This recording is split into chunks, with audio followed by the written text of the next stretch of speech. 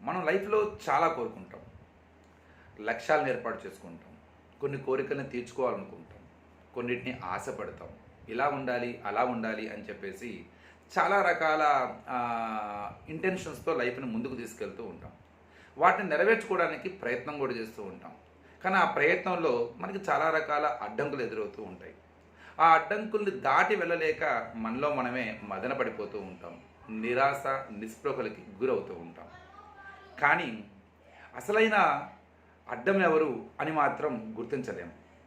ముఖ్యంగా ఎన్ని అడ్డంకులున్నా పర్లేదు, ఎంతమంది అడ్డం ఉన్నా పర్లేదు, కానీ నీ అడుగు వేయడానికి నీకు నువ్వు అడ్డు కాకూడదు. ఎప్పుడైతే నీకు నువ్వు అడ్డు అవుతావో ఆ మొదటి అడుగు ఎవరు వేస్తారు? సో ముందు అడ్డంగా ఉన్న నిన్ను నువ్వు తొలగించుకో, అప్పుడు అడుగు వేయటం మొదలుపెట్టు. అది ఆ కోరిక అయినా, ఆ లక్ష్యం ఎంత దూరం ఉన్నా కన్ఫర్మ్గా నీ గమ్యం వడివడిగా ఆ లక్ష్యాన్ని చేరుకుంటూ ఉంటుంది. సో ముందు నీకు నీవు అడ్డు తొలగించుకో. ఆ అడ్డు తొలగించుకుంటేనే నువ్వు కోరుకున్నది, నువ్వు సాధించాలనుకున్నది, నువ్వు ఆశపడుతున్నది కన్ఫర్మ్గా నీ దగ్గరికి చేరుతుంది. నీ ప్రయాణం స్టార్ట్ అవుతుంది.